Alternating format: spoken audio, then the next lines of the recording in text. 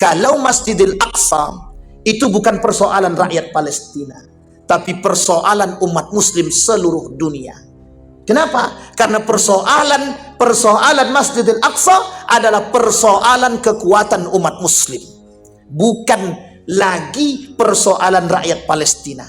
Maka yang diperebutkan oleh mereka itu apa? Tanah Palestina. Salah. Yang diperebutkan oleh mereka adalah Masjidil Aqsa.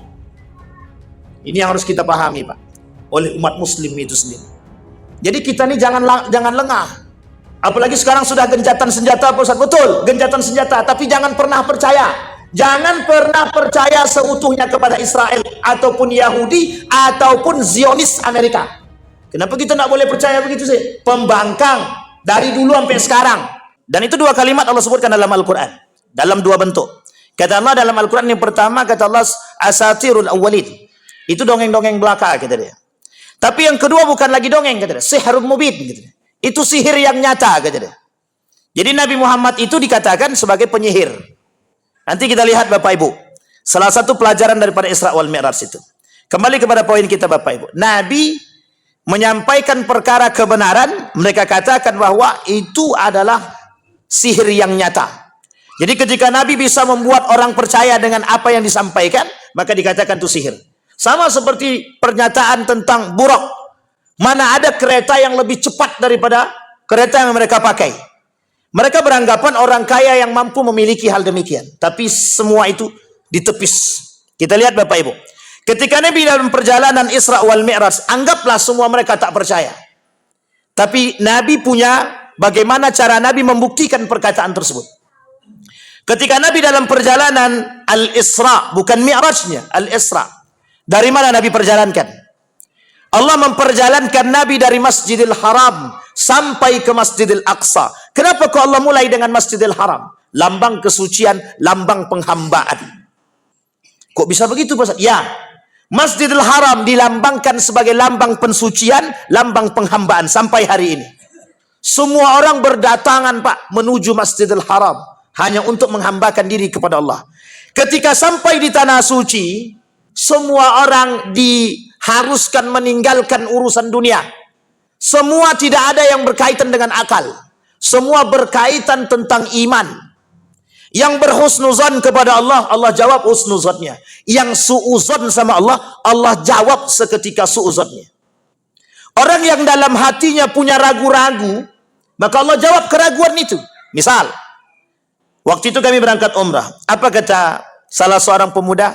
Kayaknya lidahku ini nggak cocok makan dengan sana. Selama 12 hari, dia tinggal di kota Mekah dan Madinah, tidak Allah cocokkan lidah dia untuk makan di sana. Itu cuma berpikir dalam hati, bukan diucapkan. Apalagi kalau diucapkan, Pak. Ada cerita yang sangat unik sekali, Pak. Tahun 2010 kami berangkat haji. Saking sombongnya waktu itu saya pribadi, Pak. Saya menceritakan diri saya. Waktu itu saya memang sombong agak sedikit. Enggak, itu cerita saja, Pak. Kami jalan dengan teman-teman itu, karena kami masih muda dalam haji itu. Saya bilang begini sama abang-abang saya nih, tenang Bang, saya tahu di mana pintu Babus Salam. Abang tinggal ikut saya saja ke Masjidil Haram.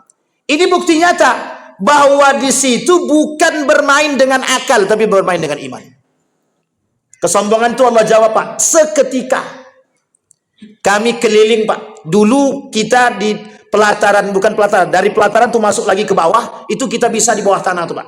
Keliling kami, Pak, mencari pintu Babus Salam, nggak ketemu, Pak. Sama sekali kami nggak ketemu. Akhirnya kami berlima tuh, Pak, berlima. Gini aja lah, Bang. Daripada kita capek, sudah 2 jam kita keliling nggak ketemu, jalan keluar pun kita nggak tahu. Akhirnya apa, Pak? Bertobat, Pak. Yuk kita sama-sama sholat sunnah taubat. Sholat sunnah taubat kami, Pak. Di belakang kami pintu Babus Salamnya, Pak. Di belakang. Pas noleh ke belakang, la ilaha illallah, ini pintu Babus Salam. Coba bayangkan, Pak. Itu semua tergantung. Ada seorang bapak-bapak, kebetulan beliau ketua regu. Kata beliau, Wan, sendal di kau jangan kau dotak di luar. Nah, ini bahasa dia nih. Bawa ke dalam. Nanti hilang orang ramai. Kami satu kamar itu ada sekitar 20 lebih. Kami tinggalkan, Pak. Semua sendal kami tinggalkan di luar. Beliau dibawanya ke dalam. Ditaruhnya di atas saku baju. Yang ada baju sakunya itu, Pak. Punya dia yang hilang, punya kami di luar gak ada yang hilang. Beliau sudah seuzon dulu kepada orang. Begitu Pak poinnya Pak. Artinya kesucian. Tidak bisa Pak, Mekah itu tempat penghambaan kita kepada Allah. Jangan ukur dengan akal.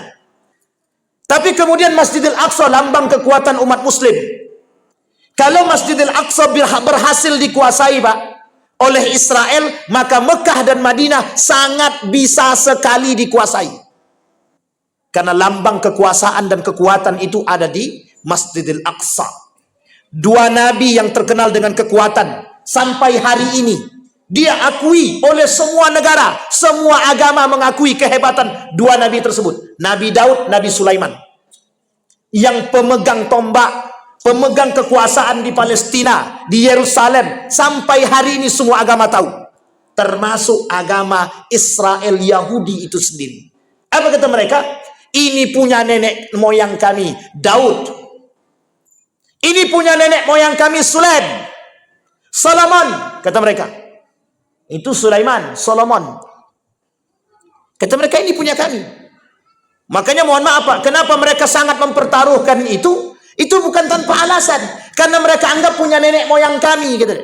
Siapa nenek moyang mereka? Ibrahim. Israel itu nama lain daripada Nabi Ya'qub alaihissalam. Sehingga kata mereka Israel, Ya'qub itu nenek moyang kami. Muhammad dari siapa? Muhammad ini siapa? Bukan keturunan kami. Makanya mohon maaf, kenapa Yahudi tidak mau beriman kepada Nabi Muhammad? Karena Nabi Muhammad bukan dari golongan mereka. Itu poin pentingnya. Yang kedua mereka katakan, mohon maaf, itu tempat kami, nenek moyang kami. Ibrahim adalah nenek moyang kami.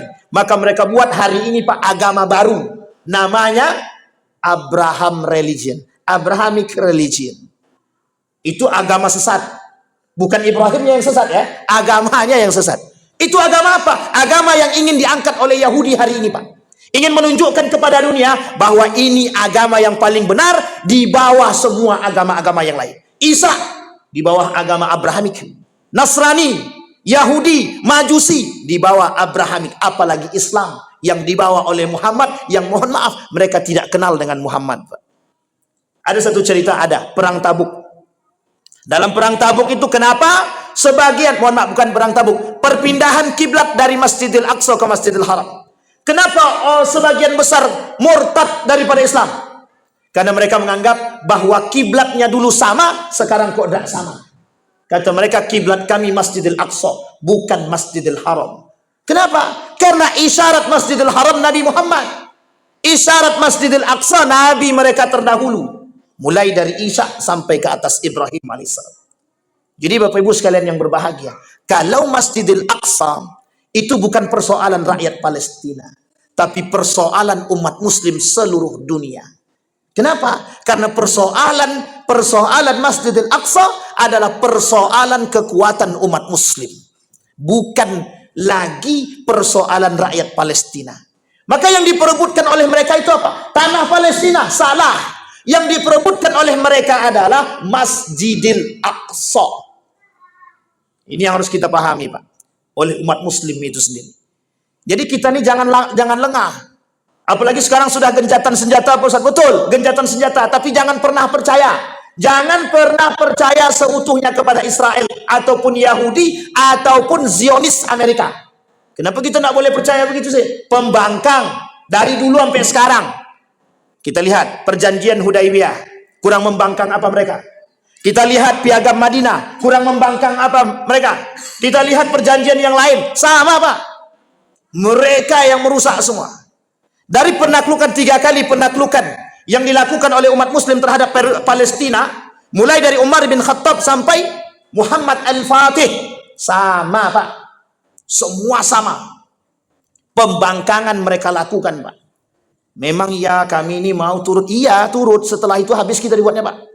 Makanya ketika kepada Muhammad, ketika pada Sultan Abdul Hamid yang kedua, mereka minta cuma sejengkal, kasih kami tanah biar kami bisa buat rumah di situ. Apa jawaban Sultan Abdul Hamid? Mati pun aku pertaruhkan. Apa kata mereka?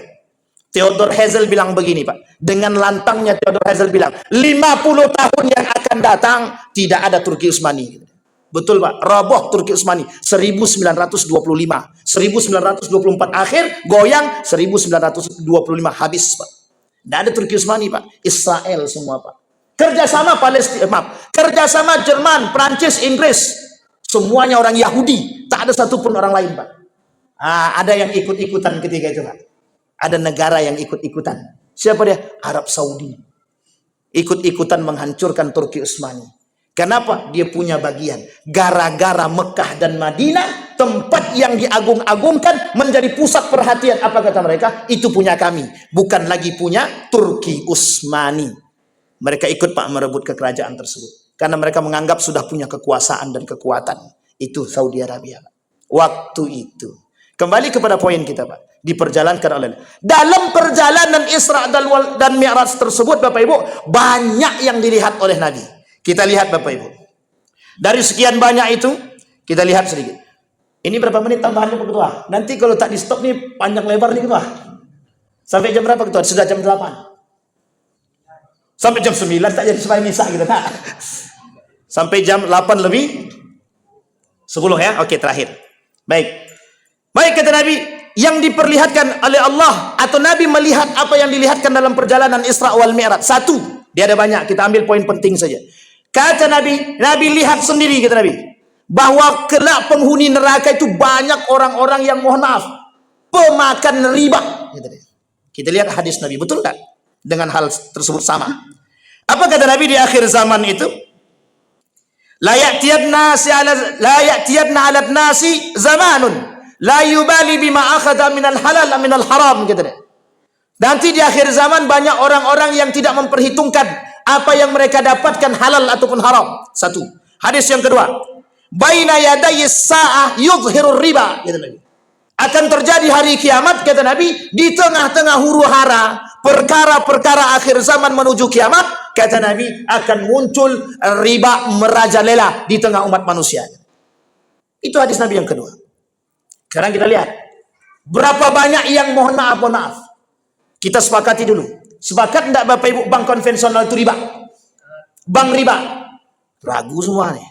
Sepakat atau tidak bank konvensional itu bank riba? Kalau Majelis Ulama Indonesia, bunga bank itu riba. Majelis Ulama Indonesia. Kalau yang sejalan dengan Majelis Ulama Indonesia, berarti bank konvensional, bank ribawi. Sepakat atau tidak sepakat? Yang sepakat aja. Yang tak sepakat tak apa-apa. Kita doakan semoga besok sepakat. Sampai di sini paham, Bapak Ibu? Bukan begitu persoalannya. Banyak, Pak, permasalahan ribawi ini setiap tahun akan mengalami peningkatan dengan berbagai macam model. Sekarang kita lihat. Kalau dulu sistemnya offline, sekarang ribawinya online. Ada namanya Shopee Pay Later. Pay Later. Itu banyak unsur ribawinya. Ibu-ibu yang main pakai Pay Later atau Shopee-nya pakai Pay Later, tak usah lagi. Tapi kalau pakai Shopee Pay-nya aja pesan, boleh. Kan kita nabung. Silahkan.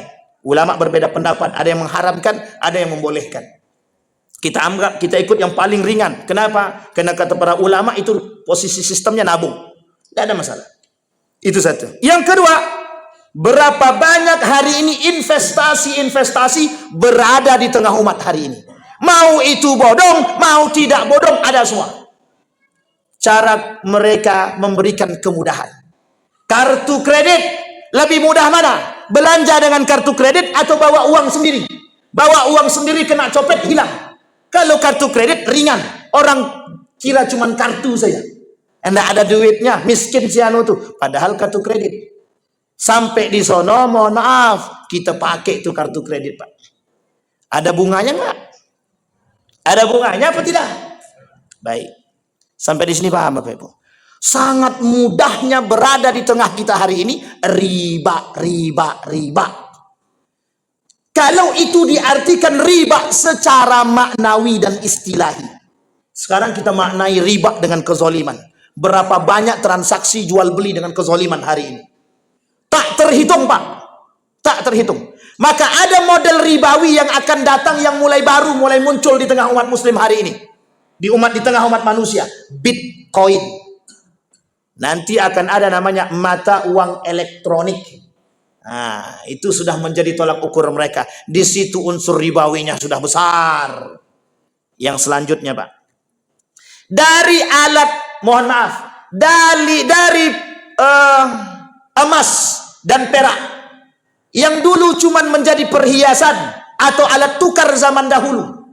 Sekarang dijadikan perhiasan, sekarang dikembalikan menjadi alat tukar. Dan orang akan berbondong-bondong bermain dengan hal demikian, Pak. Dan di situ akan muncul riba-riba yang lain. Yang begitu banyak. Sehingga mohon maaf Bapak Ibu, kalau persoalan riba ini Bapak Ibu, itu kelak di akhir zaman saya sangat yakin, seyakin-yakinnya, perkataan Nabi mustahil tidak terbukti. Pasti akan terbukti. Kenapa? Karena sekarang sudah kita lihat berbagai macam model, Pak, untuk bisa mengeluarkan riba. Kita ambil contoh yang lain. Sekarang ada namanya pinjaman online, pinjol. Ada yang main pinjol Bapak Ibu? Tidak ada? Mudah-mudahan jamaah sini tidak ada, Pak. Kalaupun ada yang bermain dengan pinjaman online, cepat selesaikan. Jangan sampai, mohon maaf, penyakit-penyakit mereka itu muncul. Kalau kita tak sanggup bayar, itu data kita akan mereka sebarkan, Pak. Data kita disebarkan, itu masih mending kalau cuma disebarkan, Pak. Foto kita digandeng dengan, mohon maaf, dibuatnya, dieditnya tidak pakai baju sama sekali, nanti di-share-nya ke kerabat-kerabat kita. Dibuatnya malu, pembunuhan karakter. Satu. Yang kedua, banyak bunganya, bukan kecil, Pak. Tapi ada yang tanpa bunga, Pak Ustaz. Jangan. Tak usah. Kalau memang tidak perlu betul, tidak usah minjam. Tak usah minjam. Karena mohon maaf betul, Pak. Karena gaya hidup, tidak sadar dengan diri. Kita kadang-kadang tidak punya tolak ukur terhadap diri kita sendiri, Pak. Kemampuan cuma 1 juta 1 bulan. Kita pinjam uang orang dengan tagihan 2 juta per bulan. Itu mohon maaf, kata bank tadi, itu baru bunganya. Astagfirullah wa atubu ilaih. Coba Bapak Ibu bayangkan. Sekarang bersebaran, Pak, bertebaran di antara kita, mohon maaf. Apa itu? Asuransi. Leasing. Mau beli mobil? Ya. Karena gaya tadi, pendapatan per bulan cuma 5 juta. Mohon maaf. Gengsi. Kalau ke kantor pakai sepeda. Pakai mobil. Yang diambil mobil Fortune. Cicilan per bulan 10 juta. 5 juta ini mau kemanain? Pendapatan per bulan cuma 5 juta. Mobil yang dicari mobil Fortune untuk gaya-gaya. Itu yang kata Nabi. Kata Nabi di akhir zaman begitu orang nanti. Kata Nabi di akhir zaman. Yang kedua. Kata Nabi yang kedua, banyaknya pezina. Yang dilihat oleh Nabi ketika Isra wal Mi'raj itu para pezina.